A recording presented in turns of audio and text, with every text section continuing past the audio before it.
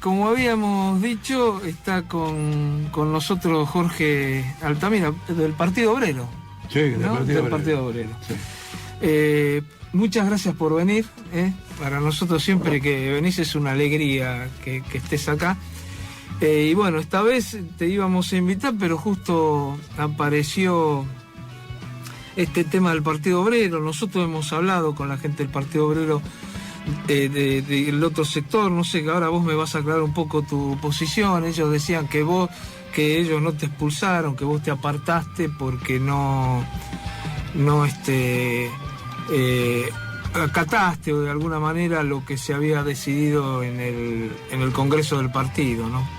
Bueno, queríamos, y tenés todo el tiempo para ver si podemos conversar y que nos expliques un poco qué está pasando. Mira, lo que vos me contás revela una posición vergonzante, porque si alguien quiere excluir a otro, no lo puede presentar como que el otro se apartó.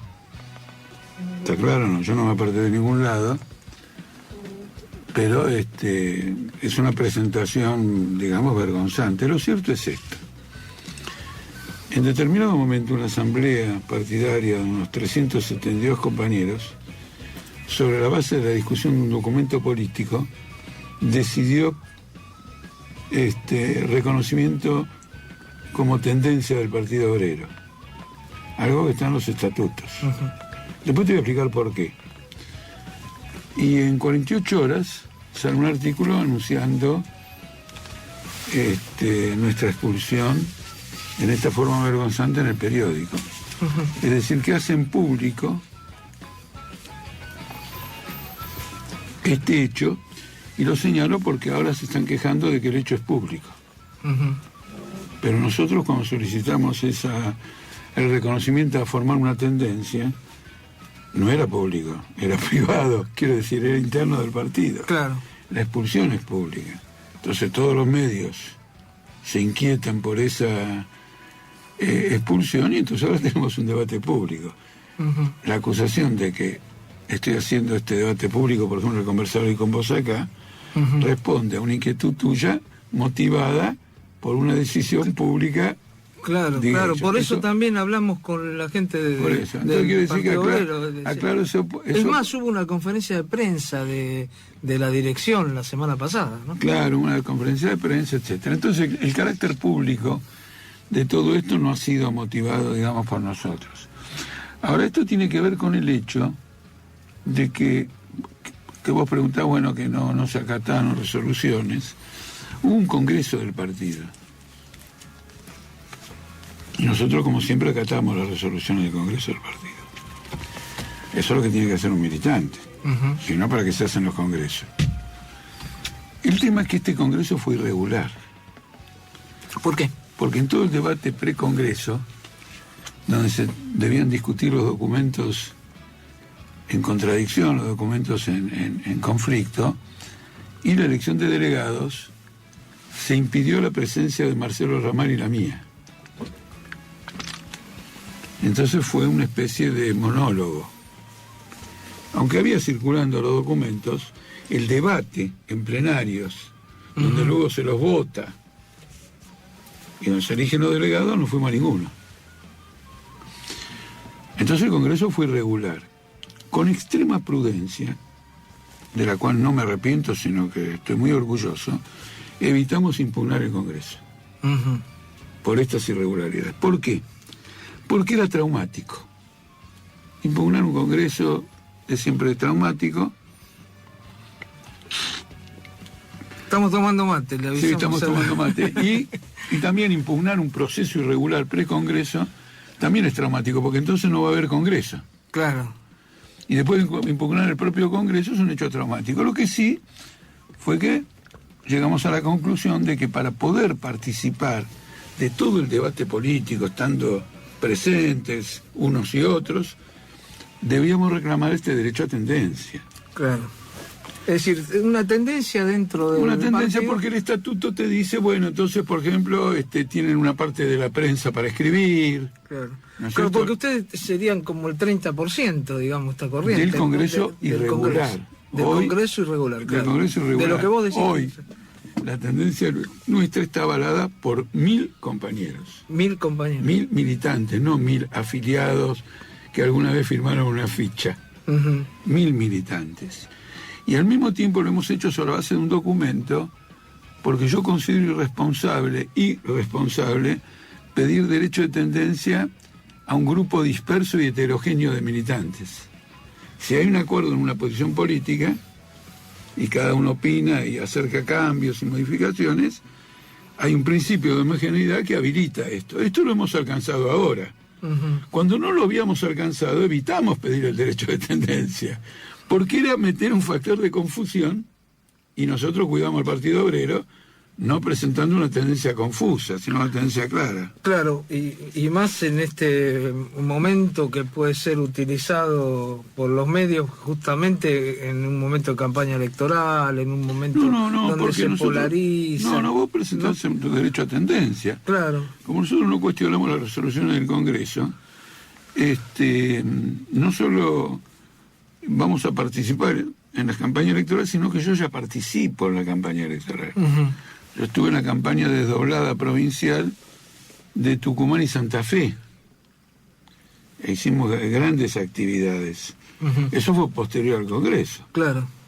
De modo que eso no está en cuestión.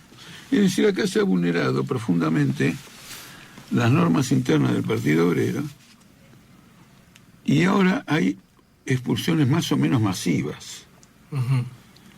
Hay centenares de militantes que están siendo expulsados. Quiere decir que hay expulsiones. Esto que dicen que ustedes se separan. No, hay muchas expulsiones. Ahora es expulsión.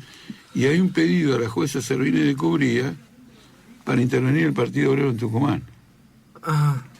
Por primera vez en la historia del Partido Obrero, el Estado interviene como árbitro en una disputa interna. Claro. Imagínate, nosotros que luchamos contra el Estado capitalista, ahora tenemos que admitir al Estado capitalista arbitrando entre nosotros, cosa que tampoco vamos a permitir. Es decir, por medio de una lucha vamos a admitir, pero lo quiero denunciar porque es un salto cualitativo en estas posiciones. Naturalmente apoyamos la campaña electoral. Claro, de eso, porque después también vamos a hablar, hay tiempo, vamos a hablar de la cosa política, ¿no? Que esto ocurra cuando arranca la campaña electoral. Claro. ¿Por qué una dirección hace desata esta crisis en víspera de una campaña electoral? ¿No se da cuenta que perjudica el frente de izquierda que va a participar en la campaña electoral? ¿Por qué? La gente va a hablar de la crisis interna del Partido Obrero en lugar de los términos de la campaña electoral. Claro, uno lo que está viendo en estos días que uno, sobre todo nosotros que siempre abrimos los micrófonos en las campañas electorales, que justamente con el poco tiempo que hay para las elecciones, para las PASO, uno está obligado a hacer esto porque si no, si yo te invito, ahora vamos a hablar del tema político, cómo ves la cosa, todo, pero si te invito, no puedo obviar un tema que ya es masivo, ¿no? No, solo que no lo debes obviar, pero yo no estoy de acuerdo con las teorías estas de que este lo usa, el otro lo usa. Claro. Mientras vos puedas hablar que tu adversario lo use, que lo use, vos tenés que hacer lo tuyo. De todos modos, el que habilitó todo esto son estas decisiones de expulsión. De manera que hay un salto en la característica interna del Partido Obrero, un salto negativo, y con esto de la intervención judicial todavía más. Vos pensás simplemente que nosotros tenemos mayoría en muchísimos comités, nuestra tendencia. Uno de ellos es Tucumán, el otro es Salta, Santiago del Estero, Catamarca, Santa Fe, numerosos distritos de la provincia de Buenos Aires. Sí, yo vi aparte algunos dirigentes que firman, está Marcelo Ramal, de los conocidos que ha venido alguna vez acá, está Pablo Viña. Que ocupó AGR Clarín. Claro, que fue uno de los delegados de la lucha de Clarín. Hay otra gente que ahora no recuerdo los nombres, pero que también han participado. Entonces quiere decir que hay una crisis política, y nosotros tenemos un planteamiento para superarla. No nos vamos del Partido Obrero. Vamos a luchar por lo que es la trayectoria histórica del Partido Obrero. Y si vale la expresión, recuperaremos al Partido Obrero más tarde o más temprano para esa trayectoria histórica. Y vamos a participar en la campaña electoral, sea como fuere, para apoyar al Frente de Izquierda. Porque, indudablemente, hoy hay una crisis tremenda y esta crisis no tiene que ser aprovechada por la derecha en perjuicio de la izquierda. Claro. Y nosotros nos vamos a encargar de, expresándonos con claridad, no ocultando las cosas, haciendo maniobras, sino diciendo con las cosas como son, a los trabajadores, a la juventud, que el 11 de agosto en las PASO, y luego, no me acuerdo qué día de octubre, hay que votar al Frente de Izquierda de los Trabajadores, _U. Unidad, claro. Ahora, Jorge, algo que también se divulgó en los medios es que, por algunos dichos de algunos dirigentes del Partido Obrero, que vos le estarías haciendo el juego al kirchnerismo, porque vos armaste la consigna fuera Macri, cuando la consigna del Partido Obrero es fuera Macri los gobernadores. Entonces dicen que te acusaron de filo kirchnerista, y esto lo habrás visto porque salió en diferentes lados. No pasa, mirá, ¿cómo es esto? Explicá un poquito cómo es esto. Porque... Vamos a tomar dos aspectos del debate. Alguna importancia política tiene, fundamentalmente es una chicana. Y es una chicana para justificar una campaña electoral en términos puramente electoralistas. Porque si vos al gobierno de turno no le pegás por todo el daño que está haciendo a los trabajadores, vos sos un funcionario del gobierno de turno. Con el argumento de que en la campaña electoral tenés como competidor a Cambiemos, pero también a Kirchnerismo. Claro. Entonces tenemos que repartir a uno y a otro. Sí. En términos de diferenciación política tenemos que repartir. Pero las elecciones no es de lo único que viven los argentinos. Los argentinos viven de temperaturas de 3 grados, con gente que está en la calle sin vivienda, de viviendas que no están calefaccionadas, se queman y se mueren los chicos los más chiquitos, de caída del salario y todo lo demás. Esa lucha tiene que continuar. O nosotros, cuando hay elecciones, no seguimos con una lucha política pegándola al poder. Eso es uno. Dos, es una chiquilinada pretender tener una consigna pura mediante el método de enumerar a todos los adversarios. Por ejemplo, fuera Macri, fuera los gobernadores, fuera el régimen, fuera el anterior gobierno, que también fue antiobrero, digamos. Fuera. No podés. La gente va a decir, ¿qué pasa? ¿Vos sos Gardel? No, las consignas políticas van dirigidas al poder y enuncian una salida con la que están en contra todos los demás. ¿Se entiende o no? Una salida que están en contra porque tampoco la promueven. Y porque además están en contra. Que es una asamblea constituyente soberana que dirige al país y toma el tema del FMI, de la deuda externa, del Poder Judicial, del salario mínimo y provoca una alteración completa de la situación social. Con eso vos... Es una consigna de lucha, es una consigna de movilización, es una consigna de conciencia de que sin una reconfiguración completa del poder político, de la clase capitalista, los trabajadores, esto no va a tener salida, de ninguna manera. Entonces no cabe. Ahora, excluir la consigna fuera Macri es absolutizar el proceso electoral, a ver si se entiende. Durante 3 meses nos dedicamos a discutir con todos los partidos y le damos la espalda a la enorme crisis que hay, y es funcionar a Macri, que finalmente es el que tiene la sartén por el mango, lo apoya Trump, lo apoya el FMI, lo apoyan ahora los empresarios que sacaron, bueno, ahora no, hace mucho, pero... Entonces, es una chicana, pero tiene un contenido. Es una chicana en el sentido que me va a acusar a mí de que llenaré esto. Es absurdo. Además, estoy haciendo campaña y cuando se presenta el programa del kirchnerismo, digamos, hago todas las críticas que hay que hacer porque se plantea en el debate, me peleo con los referentes kirchneristas en la televisión y los ataco. Les digo, miren, ustedes en lugar de votar al Frente de Izquierda en Córdoba, votaron por Schiaretti. Y después nos reprochan a nosotros porque no votamos por Scioli. ¿Y ustedes por qué votaron por un agente del FMI como Schiaretti y no votaron por el Frente de Izquierda de Córdoba, que era más progresivo que Schiaretti? es polemizado a morir con lo que dice. En ese sentido, esto es una chicana. El contenido político es... El hecho dominante ahora son las elecciones, tenemos que dejar el planteamiento estratégico atrás. Eso es un error. Entonces, por ejemplo, veo que una de las consignas es: tenemos que dar vuelta a la historia. Papito, no vas a dar vuelta a la historia en octubre. ¿Con el voto vas a dar vuelta a la historia? Es decir, que es lo que se está embelleciendo, se está haciendo la apología de una campaña electoral y diciéndole que, por ejemplo, si uno vota bien en octubre, cambiamos la historia. Esto es una cosa absurda. Hay un abandono del método histórico del Partido Obrero, que es la lucha de clases, es el tema dominante de todos los procesos políticos, incluido el proceso electoral. Esa es la realidad. Vos tenés esto. Ahora, ¿el gobierno qué dice? El gobierno dice, bueno, hemos calmado el dólar, todo está tranquilo, y pretende que la campaña electoral se desarrolle en un marco no conflictivo. Eso es lo que pretende el gobierno. La realidad es que el proceso es muy conflictivo. Por ejemplo, hace 1 hora y media o 2, ha habido una movilización del sindicato del neumático por la hostilidad de la patronal respecto a las paritarias. Y se terminaron todos los periodos de arreglo y todo lo demás. Puede llegar a haber una gran huelga en el neumático. Después Cresta Roja vuelve a la huelga. Los trabajadores tomaron canales y la justicia les da la posibilidad de expropiación mediante formar una cooperativa. Es decir, hay una lucha viva. Las mujeres no han conquistado los derechos por los cuales se movían, y ningún candidato se los promete, porque Alberto Fernández está en contra.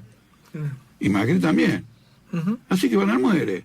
Entonces hay que advertirles que no va a ser con el voto que se va a resolver, porque evidentemente voten al Frente de Izquierda, pero voten al Frente de Izquierda como un instrumento de movilización política, callejera, organizativa, para acabar con el poder del capitalismo. Esta es la campaña electoral que haría yo en estas circunstancias. Hay otra chicana, es que en otras circunstancias no hicimos este tipo de campaña electoral, pero no tenían la gravedad de esta crisis. No tenían de ninguna manera. En el 2011 nosotros pronosticamos el comienzo de una crisis, pero no, Cristina gana con el 54% de los votos. Entonces era una disputa electoral, en cierto sentido convencional, y nosotros con nuestro programa. Entonces, por ejemplo, decíamos, bueno, tenemos que superar las PASO. Metamos diputados de izquierda en el Congreso con un programa. Ahora hay una crisis de régimen, hay una crisis de Estado, hay una crisis en la justicia. Hay un funcionario del FMI dirigiendo la política monetaria del Banco Central. Hay una caída brutal de los salarios, hay despidos, hay desocupación, y estamos batiendo el récord de pobreza. No es una campaña electoral en donde uno se deba decir, metamos 3 diputados más, 4 en el Congreso. No, tenemos que decirle al pueblo que de esta crisis solo sale con una movilización política independiente para instalar un gobierno de trabajadores. Es decir, que vos pensás que tener un diputado más, un diputado menos, no es garantía de absolutamente de nada. No, seguro que no es garantía. No, lo que digo es esto. A ver. ¿Qué haría un diputado? Volvería a desarrollar como diputado nuestra campaña electoral. Sí. Pero no puede ser un fin en sí mismo. ¿Se entiende? No puede ser presentado como esto que te acabo de decir, vótenme para cambiar, como te dije, dar vuelta a la historia. Claro. Es una estupidez. Se está abordando la campaña electoral. ¿Vos pensás que estas elecciones no definen absolutamente nada? Porque el que gane... no es eso, es que hay un fondo de crisis. El punto esencial es cómo se sale de esta crisis. Claro, es el... Este punto esencial de cómo se sale de esta crisis. Ahora, ¿vos pensás que si en vez de Macri gana Fernández, van a tomar medidas diferentes a las que toma Macri? Probablemente tenga que tomar algunas medidas diferentes, porque este plan se cae solo. Entonces, cuando algo se cae, vos empezás a poner parches para que no se caiga. ¿Y Macri no pensás que también ante las movilizaciones obreras y demás no va a tener que cambiar? Porque varias veces tuvo que dar marcha atrás en varias cosas, ¿no, Macri? Por supuesto, también. Lógico. Entonces quiere decir que por ahí... No, pero cambiar quiere decir acá producir cierta alteración de rumbo para viabilizar una política económica. ¿Está claro? Pero ante la grave situación de la clase obrera, estas elecciones, hay que decirle a la gente, no son una salida, porque le tenés que llamar la atención de que los trabajadores tienen que desarrollar una acción independiente de las elecciones si quieren imponer una salida a favor de los trabajadores. De lo contrario, va a ser todo salida a favor de los capitalistas. Claro. Ahora, Jorge, en esto que vos decís, hay algo que es muy extraño en estas elecciones. Vos, como yo, hemos vivido muchos años acá en la Argentina y conocemos un poco la política. Con la situación que tiene este gobierno en este momento, es muy difícil pensar en otro momento con este tema económico que un gobierno pueda tener un 30% de apoyo o de votos. ¿Sería pasado por arriba totalmente? Bueno, depende también de la... Me explico, sí. ¿Vos no pensás que si hay esa resistencia es porque lo polarizó el gobierno y porque hay mucha gente que dice, bueno, se van esto y viene Cristina y viene lo que pasó entre el 2009, la crisis del 2009, el 2011, gana las elecciones, pero estábamos en crisis, vos mismo lo dijiste acá, porque a mí me llama eso la atención, y ustedes desde el Partido Obrero lo ven eso, es decir, cómo se sostiene este gobierno con un 30% de intención de voto así del vamos, que puede ser mucho más. No, el tema de la intención de voto no es el punto. Acá el FMI puso 60.000 millones de dólares para mantenerlo. Este es el factor principal. Y no solo que le dio 60.000 millones de dólares, sino que cambió inclusive su plan original y permite con esos dólares no solo pagar deuda externa, sino ponerlo para la fuga. Ponerlo para la fuga. Está fugando capitales baratos con la plata del FMI, pero que es deuda de Argentina con el Fondo Monetario Internacional. Tenés esa situación. Cristina Kirchner no es una alternativa revolucionaria a esta situación. La mejor prueba de ello es que desapareció todo el tiempo y cuando tuvo que ir a las elecciones colocó delante de ella al hombre que privatizó las jubilaciones. ¿Está claro? ¿No? A un perfecto derechista diciendo, miren, no esperen nada de mí. Además, este hombre hace campaña electoral y dice, yo soy un hombre común. No esperen hechos extraordinarios. Claro. Es decir, está calmando... Está diciendo lo contrario de lo que diría alguien que se hace cargo de esto. Claro. Sí, vamos a hacer cosas extraordinarias porque esto no va más. Claro. El tipo dice, no, esto no va más y no esperen de mí nada extraordinario. Nada, déjeme tranquilo, yo voy a pasear a mi perro. Desde el punto de vista electoral una gran confusión. Sí. Pero el otro problema tiene que ver con una correcta caracterización de los pueblos. En las elecciones los pueblos actúan en forma atomizada y por lo tanto desarrollan perspectivas muy limitadas. Cambia radicalmente todo cuando se desenvuelve un fenómeno colectivo. Cada uno piensa que ahora hay una perspectiva. La perspectiva de cada uno depende de la acción colectiva. ¿Está claro o no? Entonces no hay que decir, bueno, el trabajador piensa esto, grabado en la piedra, sino que hay que ver cómo va a enfrentar toda la situación y qué perspectivas colectivas se van a abrir como consecuencia de esa lucha. Uno tiene que alentar eso. En el año 99, los que votaron a De la Rúa, es decir, aquellos que votaron a De la Rúa en 1999, lo derrocaron en el 2001, porque la capital federal, que fue el bastión de la Rúa, se movilizó entre las 12 de la noche y las 5 de la mañana hasta que lo hizo caer. Además, los diarios que conmemoran este hecho se olvidan de la principal consigna de los movilizantes. Que se vayan todos. No. Una de las consignas. No digo, esa fue una importante, está bien. Pero quiero llamarte la atención sobre otra. De la Rúa declara el estado de sitio. Sí. Y desde el punto de vista de la política tradicional no comete ningún error. Porque la declaración del estado de sitio es clase media. Voy a tomar medidas para protegerte de las capas inferiores que están en la calle. Y eso lo han hecho todos los gobiernos. Él declara el estado de sitio y la clase media que él tenía que proteger, que debía sentirse protegida por él, le dice,